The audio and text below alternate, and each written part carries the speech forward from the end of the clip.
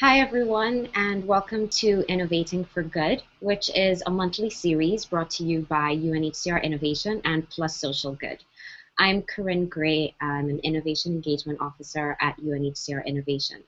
So our team just got back from the Humanitarian Innovation Conference in Oxford about 2 weekends ago, and we're seeing that more and more humanitarian innovation as a sector is definitely maturing.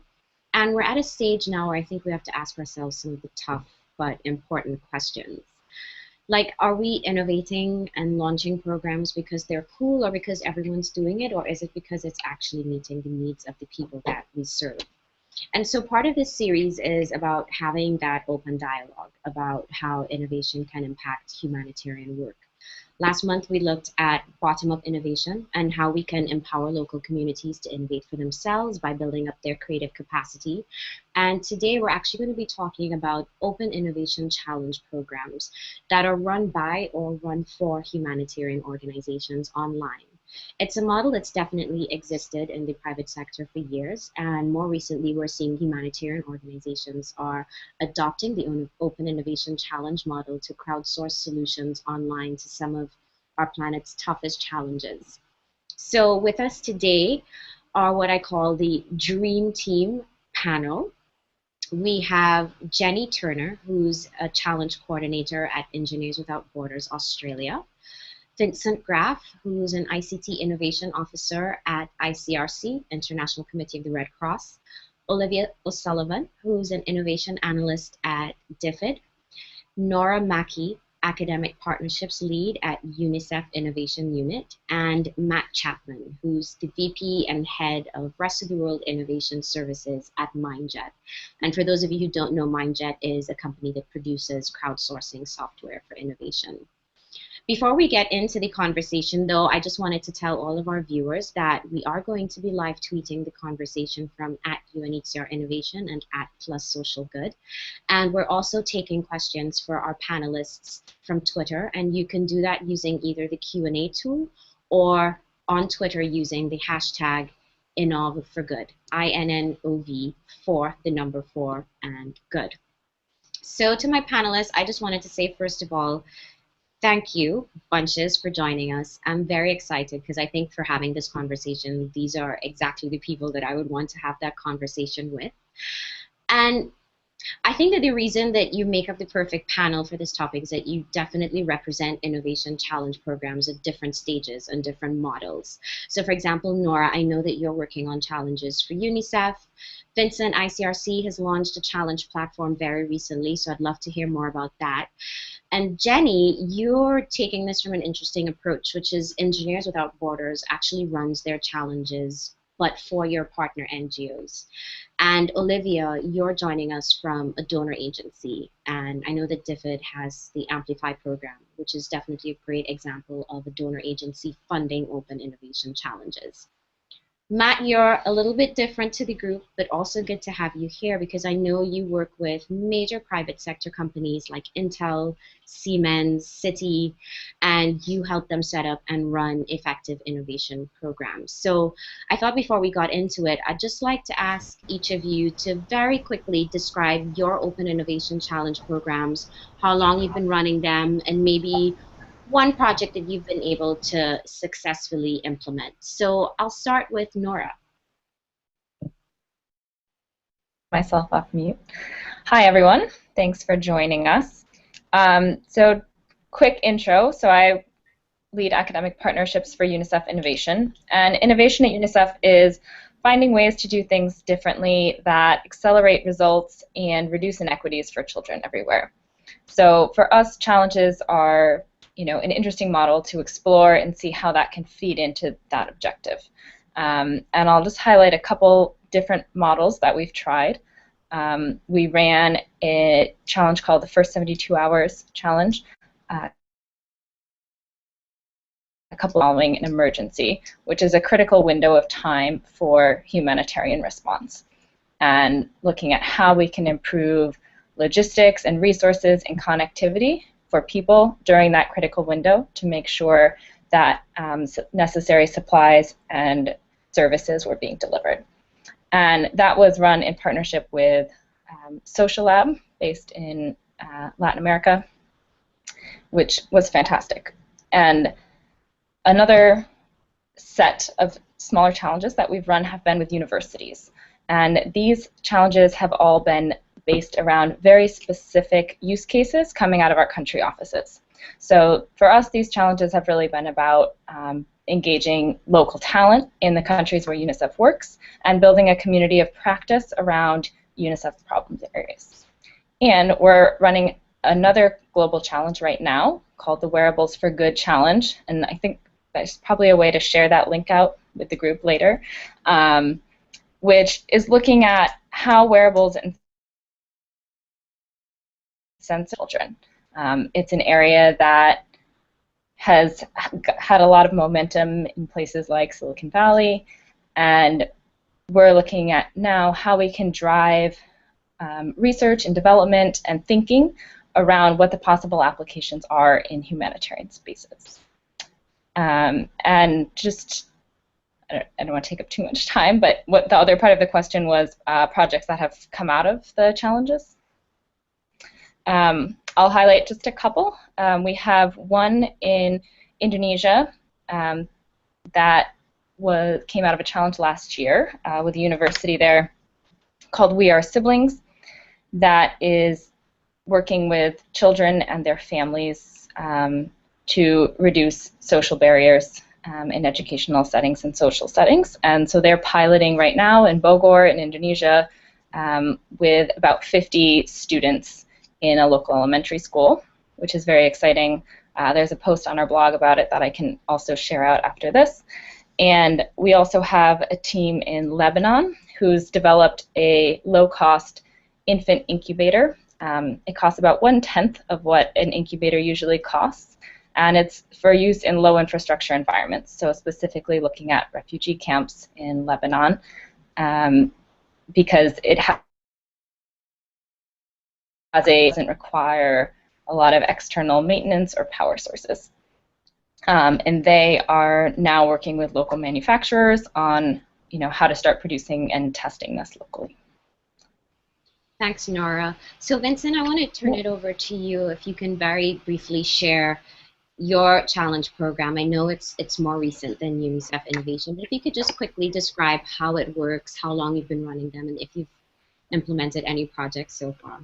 Sure. Thank you, Corinne. So yeah, the innovation at ICRC started beginning of 2014, and at that time we didn't have a let's say open innovation stream to our innovation program. That only started, as you said, recently this year. So it went through actually two main tools to support the idea of open innovation. One is our platform, which is called redinnovation.org.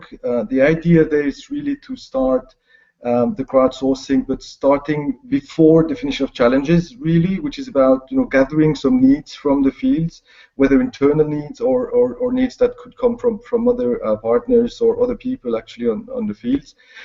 So we have a maybe 2-month period where we just open it up and people come in and just share their stories. Then we use these needs to define the challenges. This is taken offline by a panel of experts here in ICRC. We use some of representative of all our units, and the idea is to take needs and try to put them together, cluster them into more common challenges, right? So the idea is not to take the need directly, but take the needs together and come up to a challenge. That's where we're now. So now we have the challenges posted. It's going to last until end of August, I suppose, where we gather some solutions and ideas. And from there, we'll go on to the next phase, which will be vote on the best ideas for each of the challenges and go to the prototyping phase before even taking again offline, taking the best prototypes and going to pilot phase. The second stream that we're doing now as well, which is open innovation, is what we call the Makeathon. So this is based on the idea of a hackathon or jam, when you take open innovation people together and really brainstorm or work on the common topic. We call it a Makeathon because it's really about doing things which can physically touch. This is happening in India. So we are or organizing it now. It's going to happen in the October-November timeframe.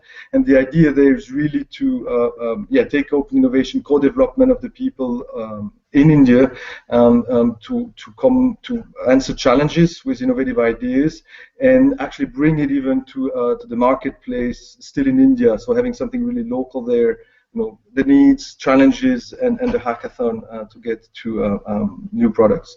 In terms of what we've the challenges that went to real products, obviously we haven't had really any based on pure open innovation on the platform or the hackathon or the makeathon in this case. But we had one of our pilot which is about developing a new body bag, so mortuary bag here, where that was actually an open innovation organized in CERN in Geneva, where CERN is hosting a few smart brains, and they are asking for challenging from different organizations, and we came up with one challenge that they took over, they thought about it, they came up with really a few iterations of prototypings, and we're now in a phase where it's going to be tested soon on the field, this new body bag. And for information, the body bag is about really slowing down the decomposition of dead corpses. So it was really interesting. It wasn't us doing the open innovation, but we should see there that open innovation worked actually in this context.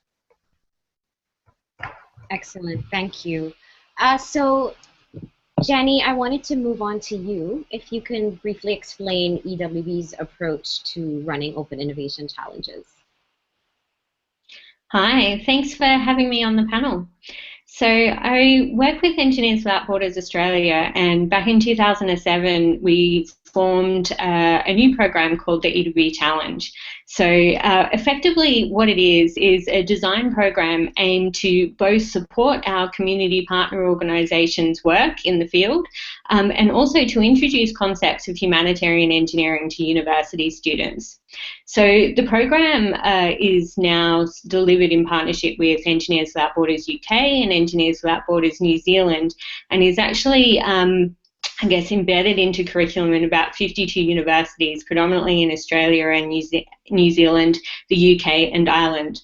So effectively what we do each year is we choose one of our partner organisations and we run a series of workshops with them to determine what projects they're either working on now or what projects that they want to work on in the future but don't have a lot of time to do a lot of the background research to come up with new and innovative ideas themselves.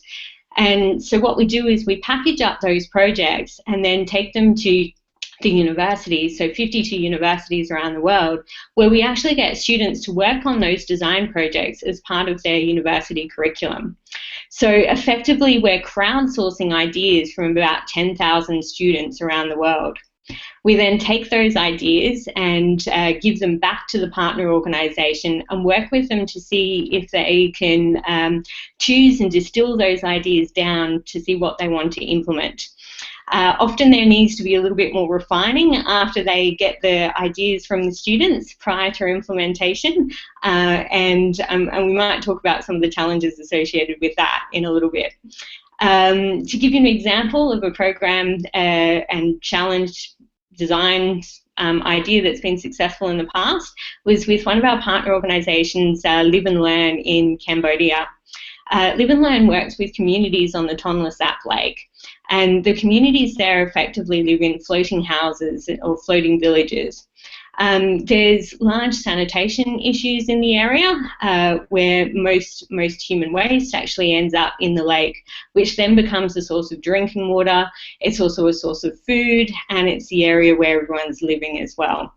So the students kind of took this challenge and looked at it and actually came up with a floating biodigester concept. So effectively the biodigester takes the human waste and digests it and produces methane gas as a byproduct. And that methane gas is then actually be able to be used for cooking in households.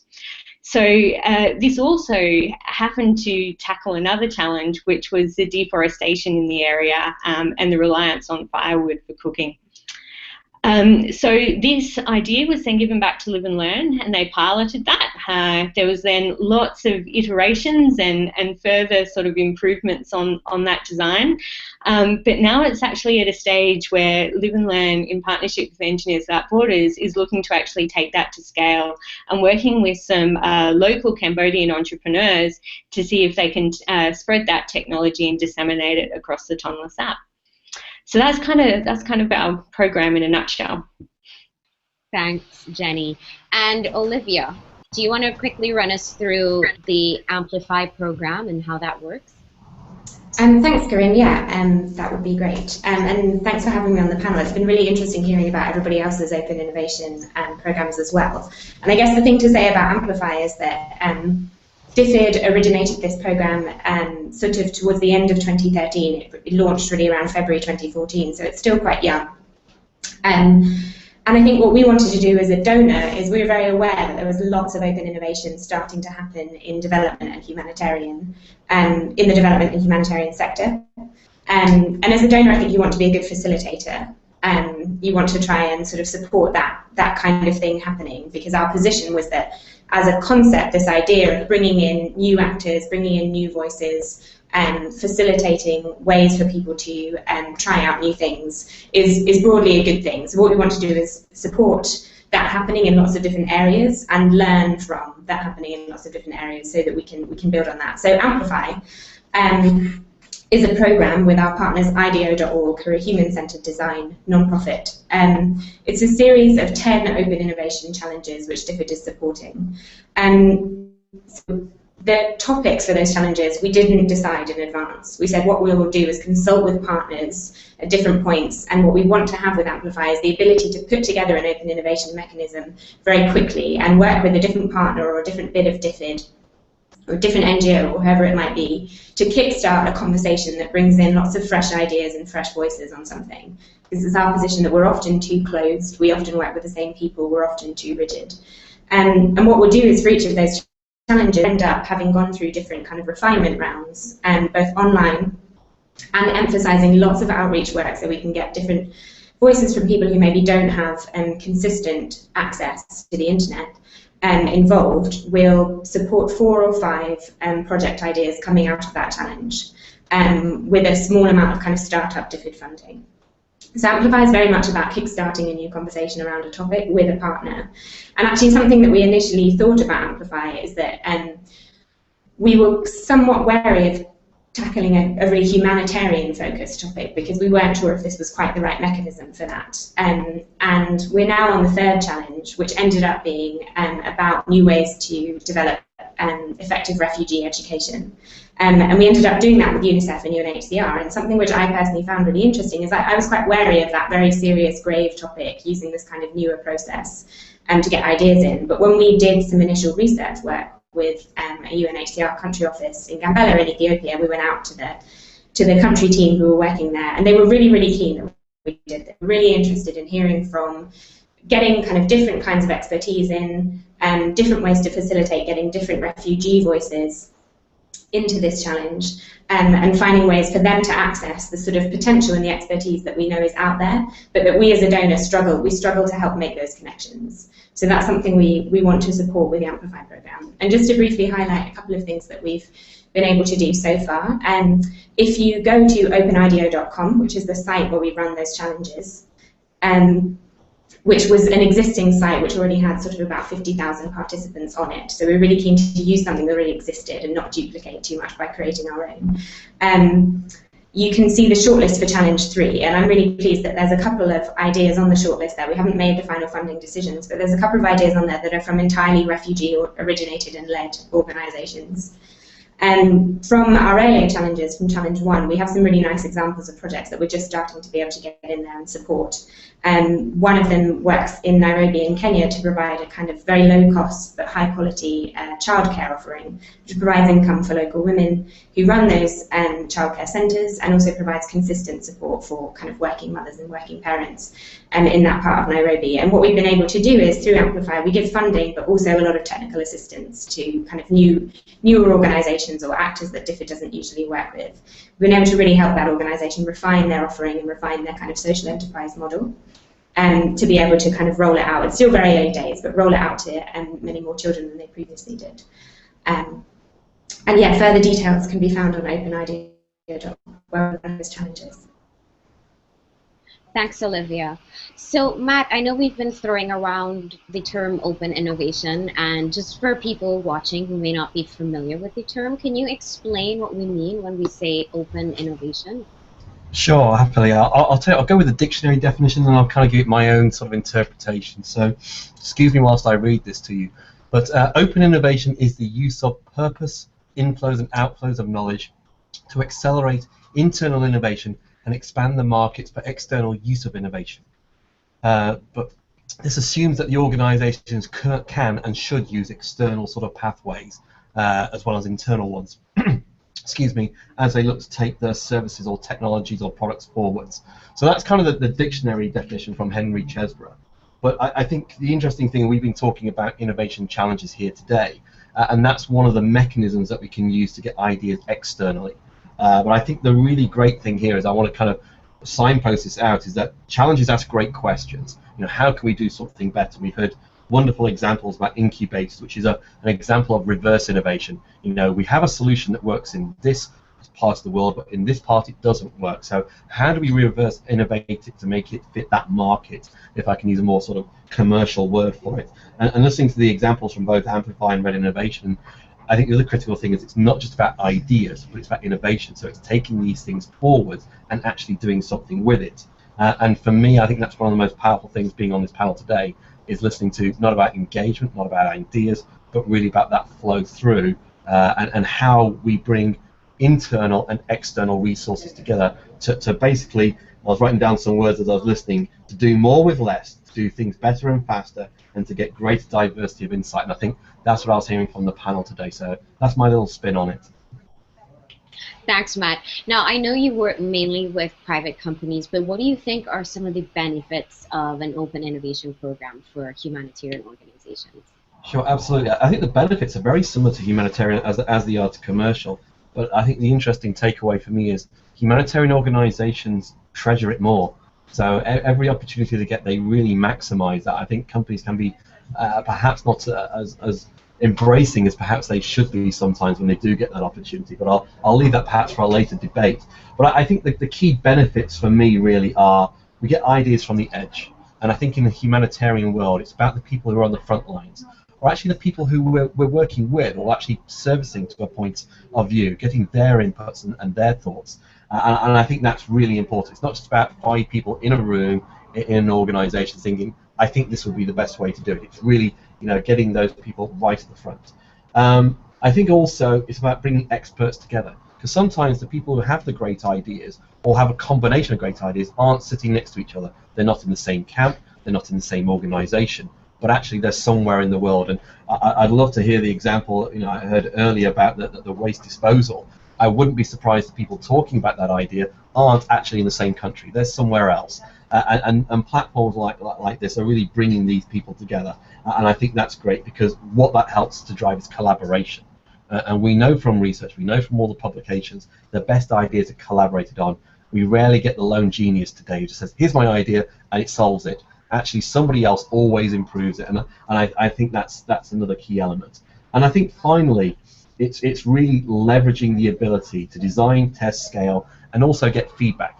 Innovation rarely gets it right the first time, but you're always going to improve and you're going to iterate. And I think that's the thing I love about open innovation, is that it really has that openness to its approach, and it really makes the most of what's available. And I think for humanitarian organizations is you are looking to try and do things quicker, leaner, but also find people to volunteer and help in stages and maximize the sort of bang for your bucks that you guys have got. And I think that's the difference between you and commercial. Commercial companies can throw a bit more resource, a bit more money. You have got a limited amount of funds, so you want to make the most and the best of it. And I think open innovation gives you a great ability to really maximize that potential. Thank you so much, Matt, for that dictionary version. Thank you.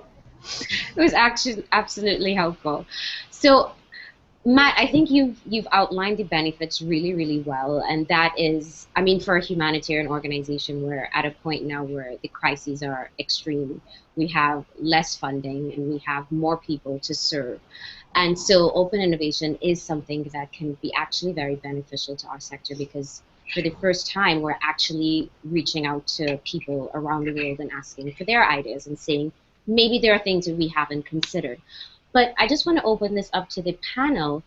Do you see any disadvantages or any risks for a humanitarian organization to adopt an open innovation model? So inviting ideas from the general public, or who many of us might consider non-experts, to submit ideas.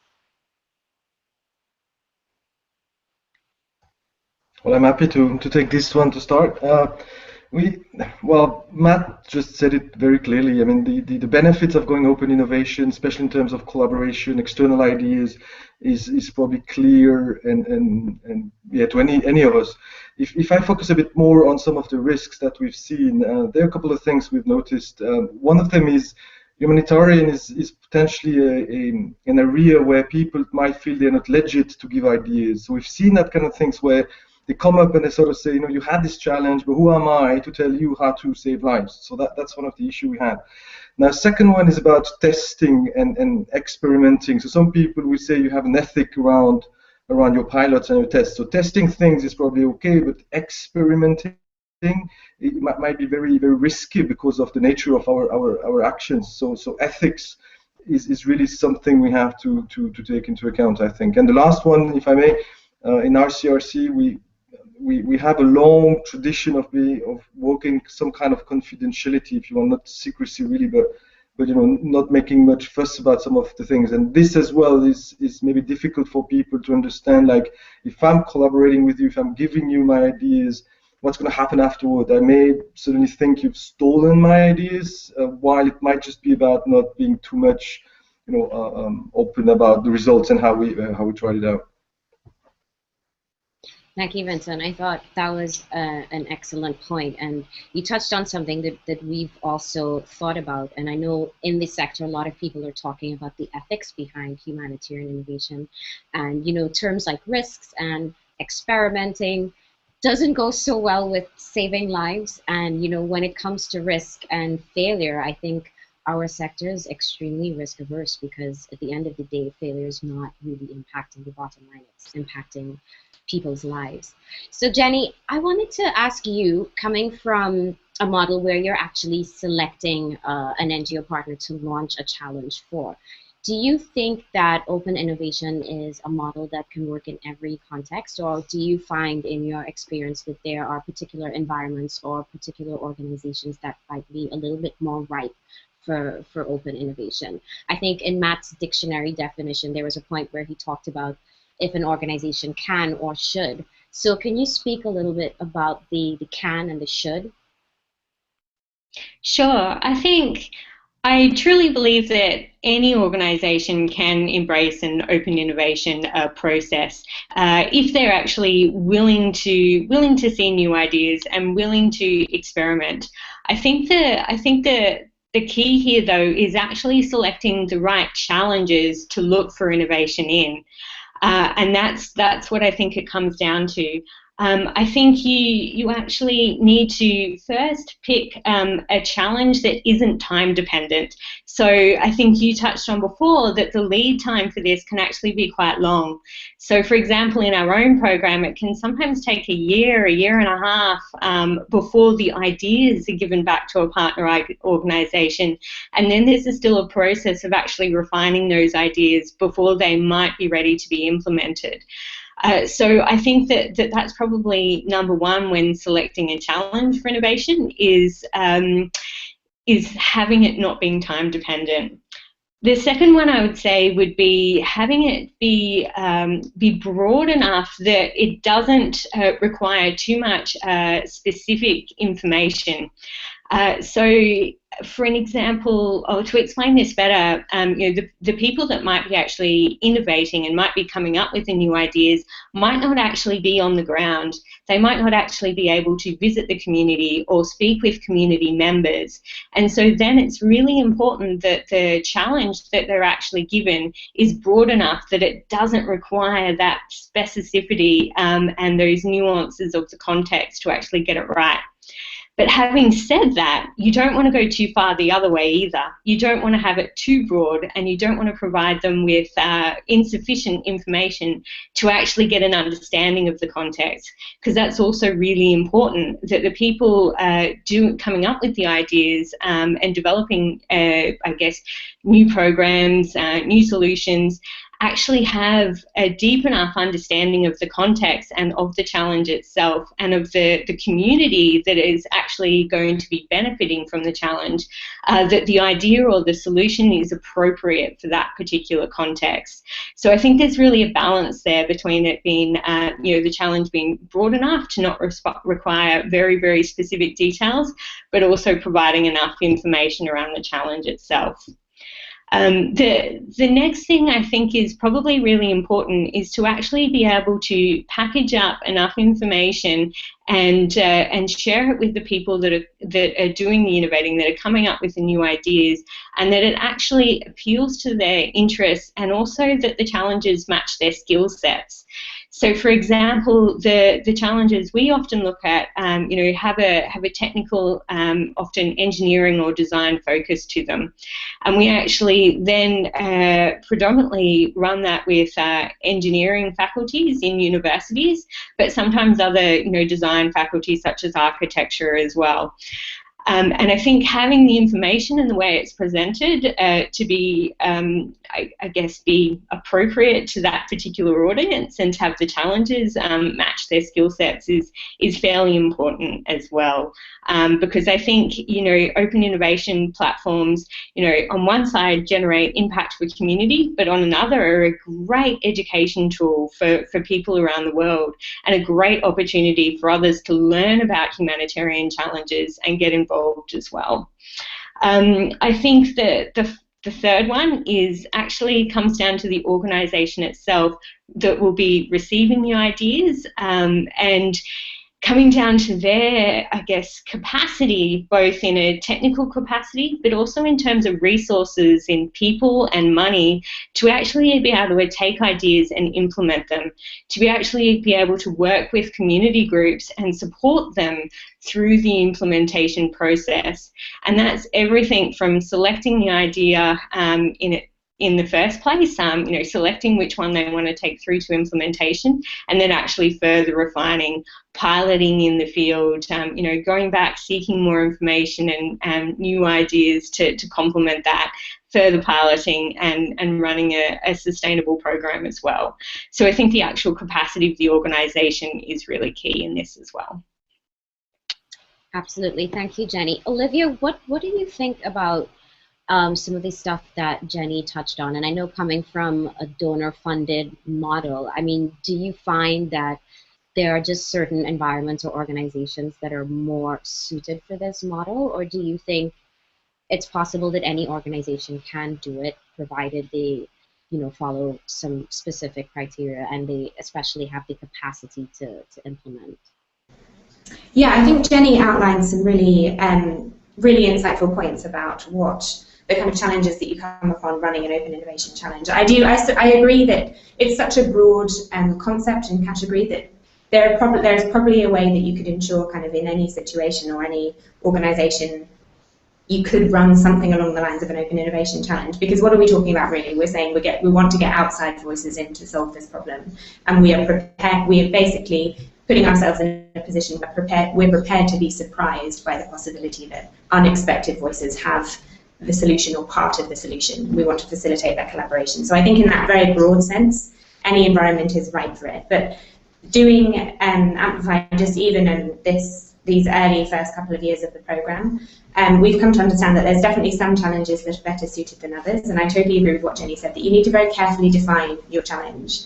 And you need to think about what different voices can bring to the table. In particular, being very clear about what that challenge is, and you always have this battle between, in development and humanitarian, this is always an issue, very, very specific local contexts that you must have a really good empathetic understanding of in order to think about how you might tackle a problem, but keeping it broad enough that anyone could potentially contribute an idea. So when we looked at the Refugee Education Challenge, we did extensive research beforehand, and this is where our partners IDEO.org are really valuable partners, because they focus a lot on human-centered design, and they always, their philosophy is that before launching any challenge, you must speak to kind of end users, or however we would term that, people who are affected by the problem itself, and develop a kind of very deep and clear understanding of what is it actually like to face this problem.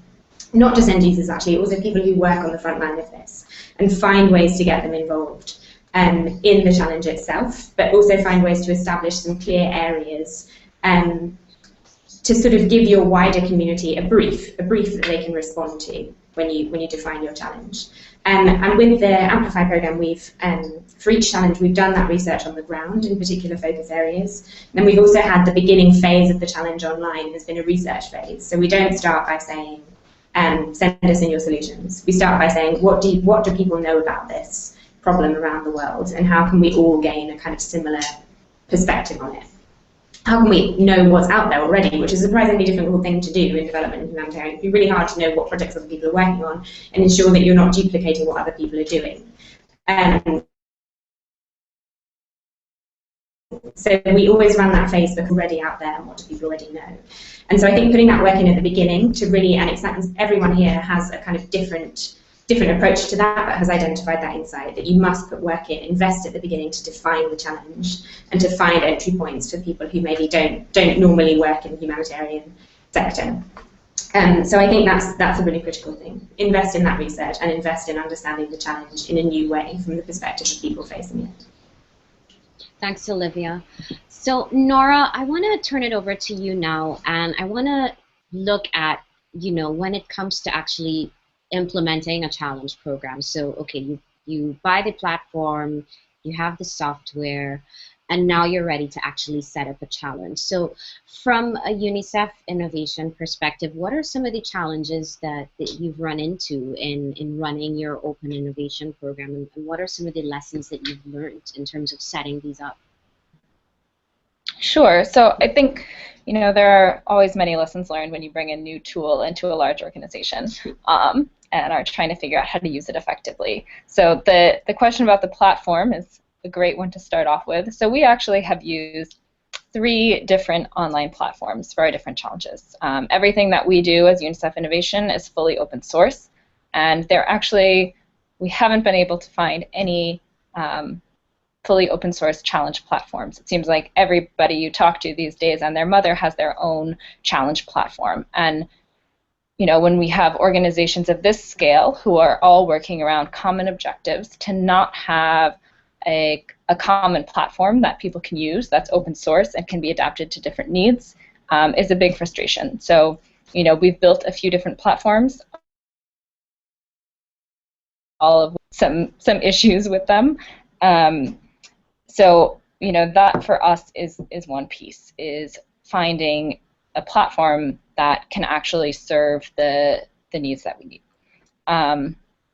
And a second piece is what has sort of already been highlighted, which is sort of a bigger problem with challenges in general, I think, is that the nature of an online platform leaves out the unconnected. And there may be ways to mitigate against that, which some other people have touched on. Olivia touched on, Amplify sends teams to the field, but that's a very resource-intensive way to mitigate. If we're promoting a human-centered design approach, and we risk having a process that claims to be a user-centered design challenge that actually leaves out the users. So for us, that's been another big sort of like management and process issue, is how do we engage those voices in this process. And there's always difficulty in committing a bunch of resources and building a support system when the outcome is unknown. and that touches on the implementation issues that other people have addressed. Organizations like UNICEF plan very far in advance. All of our organizations have, a lot of bureaucracy behind them, so it can be difficult sometimes to have solutions or ideas that come out of these challenges. Ends up feeling like you're retrofitting something to existing programs, and I think that's a situation that we never want to be in, where you have, a solution looking for a problem, and that's been something that we've seen come out a lot, and it's caused us to actually completely restructure the way that we run these programs. So we actually don't run any really like solution-driven programs at a global level anymore. So programs like the Wearables Challenge are really about building a community of thought and a community of practice around a future area. So like wearables and sensors is really new for the humanitarian community. So a challenge allows us to engage thought leaders across academia, industry, young people in the countries where we're working, and really start building like a community of thought around what the opportunities are in this area, more so than very specific solutions. And when it comes to very specific solutions, I don't, maybe people disagree with me here, I'll be a little bit confrontational, but I don't really think that open innovation models on a global level are particularly effective. So solution-driven models, we now, country offices, they're run sort of at the country level, at the local level. And that means that they're engaging local young people who are familiar with the context and can go out and do research. And there's much more engagement from the programmatic staff in the country offices who are working in those areas, which strengthens the ability for those outputs to actually become programming. So, I think the last piece that I want to highlight is the importance of open source.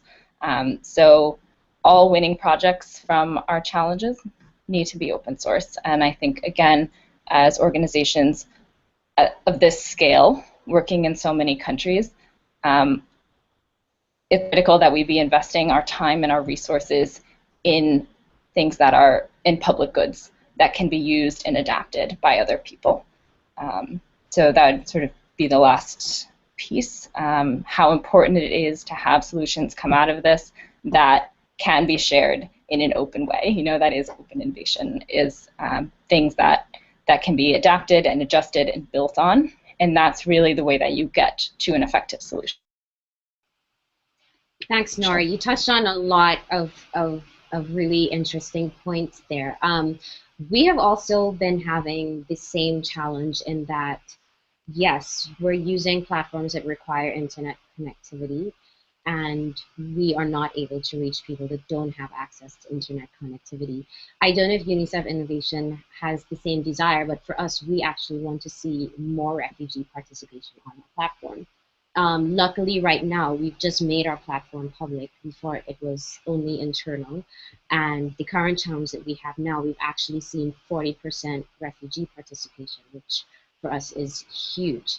And I love what you said about open source and the importance of open source. And we actually have a question from Twitter, which I think is relevant. And this user has named Garden Pool wants to know, how can an NGO with very limited funds adopt an open innovation challenge model? And Nora, I think maybe the open source is the idea, because yes, these platforms are extremely expensive. We have to look at capacity to implement.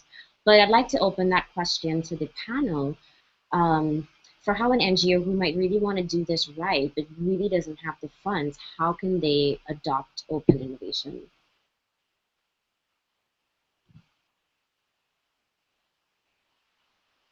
Matt, I will pick on you.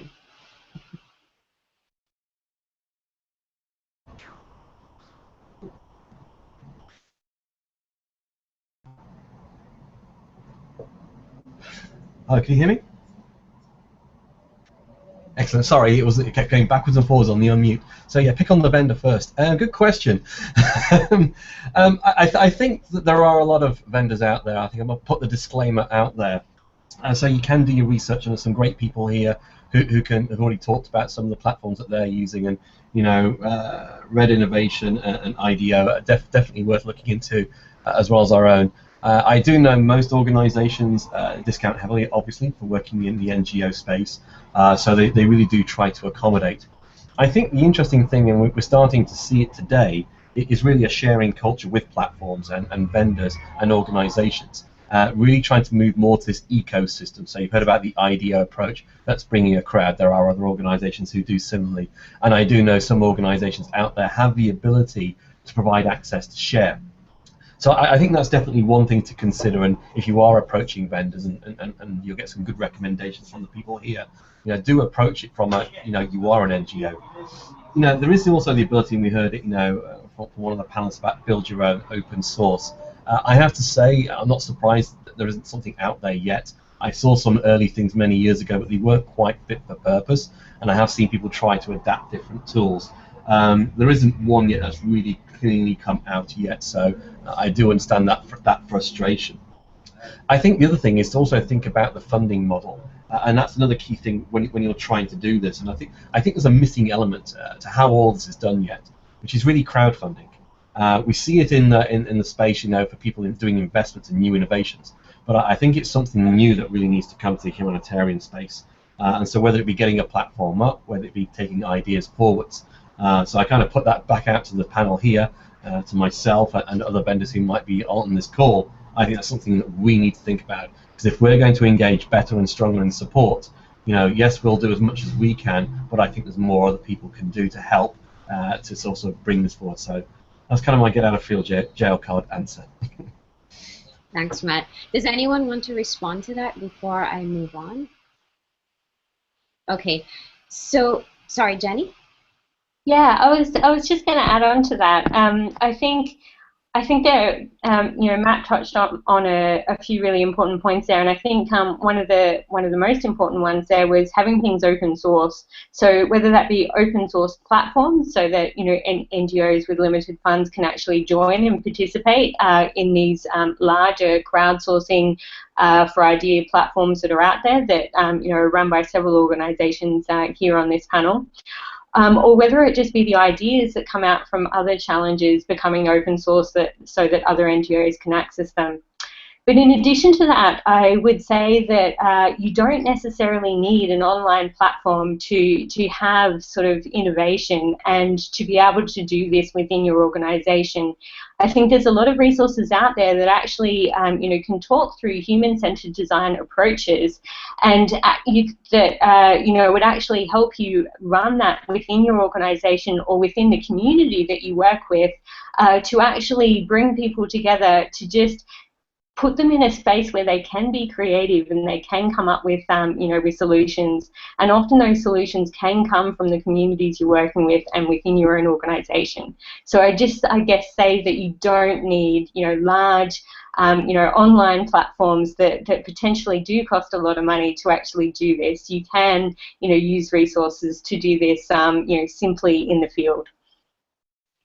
Thanks, Jenny. And no, that is actually quite true. And I think, judging even from our own experience here at UNHCR Innovation, we do have a tendency to put a lot of emphasis on the tool and the platform, but you're right, behind these tools and platforms, there's really a real human process and a real human element. And it is possible to go into your local communities and do participatory workshops with them where you basically source the ideas from them. Matt, you also talked about duplication of platforms, and this is something that we're seeing. Everyone now has an innovation unit, and now each one of those innovation units has a platform. And couldn't there be a way, especially back to Garden Pool's question, where if there's an NGO who wants to run a challenge, that they could simply team up with somebody who may already have a platform and work together. I have another question from Twitter. Marie wants to know how can we make sure that innovation is homegrown or accepted by those who need to benefit from it? Jenny, you're already unmuted, so why don't we start with you? Oh, sorry. Yeah, that's a really good point there. I think it's important to have the beneficiaries actually being able to have a voice in the creation of the challenge in the first place. So this is going back to the point that a few people have raised here about doing that research in the first place, and actually when you're actually coming up with those challenges. So actually allowing the beneficiaries, actually allowing the communities, to have a voice in that process. I think the other thing that's really important, and this is something that I'm kind of always telling the students that participate in the EWB Challenge program, is for the people, for the innovators, the people coming up with ideas, to remember that it's not their project. Your role is to generate ideas, but it's not for you. It's for a community. It's for the beneficiaries. And in the end, it's going to be up to them, which ideas that they select and which ideas that they find most appropriate, and and up to the organisation, work with them to help facilitate that actual implementation process to make sure that it's done in an appropriate way. I think that then that comes down to the implementation end, and actually helping facilitate a participatory approach in sorting out those ideas and actually taking that through to implementation. Thanks, Jenny. On the implementation front, and I'm really glad that everyone's talking about research, because I think that is such a critical element that I think a lot of people miss when it comes to doing these types of challenges. And Vincent, I wanted to ask if maybe you can share a little bit on just the implementation aspect. So we move through research, we move through contextual needs. When it comes to looking at how you're now going to implement and roll out a winning idea, are you doing that work at the beginning? Are you finding maybe a particular operation or particular unit or division within ICRC to work on implementing that together, to sort of avoid the push innovation concept? And are they making that commitment to implement even before you start this challenge? Well, that's an extremely tricky question, I think, and if we had the solution, the silver bullet here, I'm sure we could, really teach other people how to do that. Yeah, what we're trying to do that. We have, the formal process of how we bring ideas to prototype and pilots, but there's also all the things that happens behind the scenes, like, by just people talking and networks and things like that. Now, when we approach the units, we are looking for, okay, first thing is, obviously, all our pilots will be tested with the help of what we call delegations on the field. We'll have commitment of the people on the ground, to provide resources to test the things. When it comes after, at the end of the pilot, when we do to evaluation and checking other kind of compatibility, especially when it's ICT related, we're looking for, obviously, sort of a sponsorship in one of the units that will bring it forward. Now, the thing is, again, there's not one single fit all type of answer. So you have such small things sometimes that would just live by themselves and go back to the field directly. So we'll pretty much deliver something which is about lesson learned and maybe best practices. So maybe something even which is in terms of documents or contacts for implementing. And to the other extreme, we have the very large project that may shuffle the process of an entire department division. And everything in between, where it's more tricky. So I'm afraid we don't have an all made up ready answer for that, but definitely we're trying to have, that's one way of looking at sustainability. That's the one for us to support the things. You have many other areas for sustainability, but this one, and that's what we're looking for, definitely. Thanks, Vincent. So you touched on sustainability, and I really want to get back to that later, but we did have a question come in on Twitter from Tasha. It's a bit of an interesting question, but she wants to know, what's the most innovative thing you've seen in a developing country created with the fewest resources? I think everyone's going to need to think a little bit about that one. We can cue the Jeopardy game show team.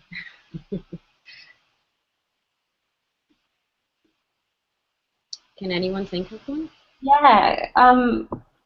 I've got one that was actually, it hasn't, I don't think it's been piloted yet, but it was actually thought of by a group of women at the University of Melbourne who were participating in the E2B Challenge program.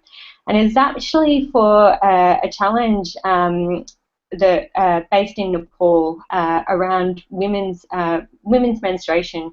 In Nepal, women are often, I guess, menstruation is quite taboo, and so women are often ostracized from the community when they're menstruating. So sometimes, for example, they're not allowed to sleep in the same house as the rest of their family. Sometimes they're not allowed to cook. Sometimes they're not allowed to go to temple. Sometimes they're not allowed to go to school.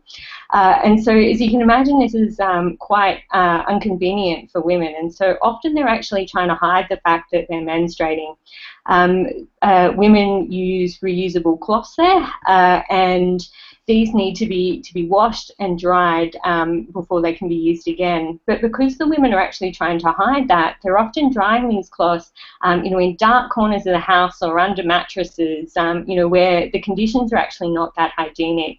And this is actually causing a lot of health problems within the community. And one of the ways to tackle this is through education, and education about women's health issues, and normalizing that within the community. But those education kind of programs actually take a long time. So the girls at the University of Melbourne came up with a device called the Tom Box for women to use in the meantime. And effectively what it is it's a very, very simple box that you can make out of bamboo or anything. So it's just a frame. And around that frame you wrap like a hessian sack. And inside the box are a series of rails that you could hang your cloths on. So you would never know if there were cloths in the box or not because the hessian sack is keeping it private. And what the box was designed to do was actually to sit in between the gap in between the wall and a roof, which is quite typical in houses in Nepal for natural ventilation. And so you can actually hoist this box up to sit in that gap. And so you could use that natural ventilation systems to actually dry the cloths in a really hygienic manner. And this is really quite clever because it actually allows the women to keep things private. People can't see it and can't see whether there's anything in the box, but at the same time actually be able to dry the cloths really, really conveniently and hygienically. So I think that this was an incredible idea that came out of the E2B Challenge. And as an open innovation platform, and we're really, really excited to work with a partner organisation, Nepal Water for Health, on that later in the year to actually set up some pilots and see if communities will actually use this and think that it's a good idea. That is a fantastic example, Jenny. So unfortunately, we're running out of time, and there are two more questions that I want to ask, and I want to talk about the sustainability bit. I know through each of our experiences, we've all talked about the fact that there's this incredibly long cycle when you move from actually launching the challenge, the ideation process, to actually being able to roll something out on the field. So my question to the panel is, how do we begin to even ensure sustainability and the longevity of our open innovation programs in a way that we really create very meaningful engagement and long-lasting change when you have such a long cycle? How do you really keep the crowd engaged so that they see that these are real results that might be coming out of this, and that it's not just some flashy marketing activity? I think I can, I certainly don't have the answer to that very big problem, but I can have a stab at talking about some of the thoughts that we've had on the Amplify program about this. And it addresses a few of the points that have been raised in the discussion previously. I think part of the cracking this is that implementation issue that we talked about. With Amplify, we've learned very quickly from our initial kind of mistakes that you a key criteria for a sort of an idea that we should support coming out of a challenge, is that the proposer is kind of rooted in the context in which the problem they're addressing is, and that they have the capacity to implement and to take forward that idea. And I think in that way we've realised that for Amplify, we're actually in a way more interested in the open side than the innovation side. The innovation is kind of the process, but the openness is the key, because it's about getting people involved and enabling Differ to work directly with and support people who we perhaps wouldn't otherwise work directly with, or maybe we would, but there would be a lot of layers in between us and them. So it's a way of enabling that it's a kind of community organisation or an organisation coming out of the community that we're supporting to take an idea forward. Or perhaps it's an organisation like that who we have enabled to collaborate with people with a certain perspective or expertise that they would not otherwise have been able to connect with. So you're facilitating those connections, and you're facilitating that direct support, and you're having a much more open process than you otherwise would. And in that way, you are, hopefully giving the kind of direct support to community organisations that you wouldn't otherwise be doing. And that human element that people have touched on is really important to go with your online process, right? So something that we have had with Amplify that we just started to try after other things we tried failed spectacularly, is to have people within specific countries who coordinate meetups, so coordinate maybe community groups who have inconsistent access to the internet. They can act as a sort of ambassador, and they can help run workshops along with the online process. So having ensuring that you are supporting, that you are leaning on the open side of your Open Innovation Challenge, that you are bringing in really new actors who really are rooted in the community that you wouldn't otherwise work with, I think gives you some reassurance that what the idea you're supporting is going to be more sustainable. I think also it's important anytime you launch an open innovation program or process is to keep asking the now what question. So if we're funding some early stage projects and some new ideas, what happens in a year to that idea, to that project?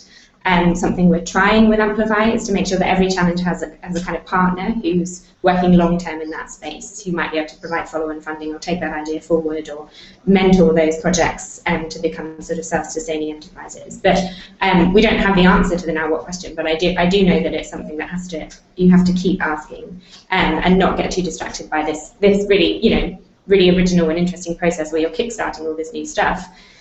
What's going to happen in a couple of years is always the important thing to be asking yourself. Thanks, Olivia. Does anyone else have a response to that? Okay, so I'm going to move on to our final question, and this one is actually from Twitter. And Nina wants to know for each of you, how do you define success within an innovation challenge? So what does success look like? At what point do you say this was a successful innovation challenge? Can it even be defined? So Nora, I'll start with you. Sure, that's a great question. Difficult one to end on. And I guess I would say from our experience, being able to define success starts with having some clarity on what the objective of the challenge is, right? And I think for us, that's been one of the biggest lessons learned, is how important it is to know going into a challenge what your objective for that is, and that enables you to sort of assess the success. So as I said, for us, the objective with a lot of these challenges is about building a community of practice and practitioners around our innovation principles, around user-centered design, more so than it is about the particular outputs of that competition. So for us, success in that is seeing, young going on to start their own companies locally in the countries where the challenge has happened. So we see success when the challenge is feeding into a bigger system, again, of sustainability, where there's local economic development, young people are driving solutions in communities. So for us, that's a measure of success. And I think, there's other ways to look at success too, which is, has an actual product come out of this that is being used by UNICEF for what we're doing. And, to me, that has the same failure rate as a startup, right? So it's going to fail like 90% of the time. So, I think for us, the real big measure of success is engagement and seeing how the people who participate in these challenges go on to apply the processes and the ideas that they've learned in other parts of their work. And we often see that they come back to us. They apply for jobs with UNICEF, or they go on to start similar things in their community. And I think that's the kind of system that we really want to be growing. So thank you. Anyone else on our panel wants to share how they would define success with an innovation challenge? Vincent? Yeah, real quickly, I would really agree with what Nora just said. I think for the challenge itself, if you can really see there's a momentum and the community working on it, real collaboration and exchanges about, I'm coming up with an idea, another solution. That was also very, very interesting what you said earlier, Nora. We're not having solution for looking for problems. The same way we're not looking for, on our platform, we don't want it to become like a tender marketplace where everybody comes with ready, off-the-shelf kind of solution and saying, hey, mine is cheaper, or this kind of things. So really the challenge should be around, did we see something happening and people from diverse horizons and diverse profiles, did they share ideas, did they collaborate, did something happen that we can even potentially take offline? So we're not sure it's going to be the solution to be implemented, but that would be a success as well, I think. Thank you. Thank you, Vincent. Anyone else? Okay, so this has been really, really enjoyable for me, and I've been watching the clock every now and then because there's so many more questions, so it's possible that I might be calling you guys for a part 2 to this conversation. But I just did want to say again, thank you so much for taking the time to join this really important conversation on open innovation challenges, and thanks to our partner Plus Social Good, and thanks to everyone for watching. We'll soon be posting the recording today, and I can see that a lot of people have a lot of questions about this, so please feel free to reach out to us, send a tweet, send an email to innovation@unhcr.org. And thank you again for joining us, and we will see you in August for more Innovating for Good.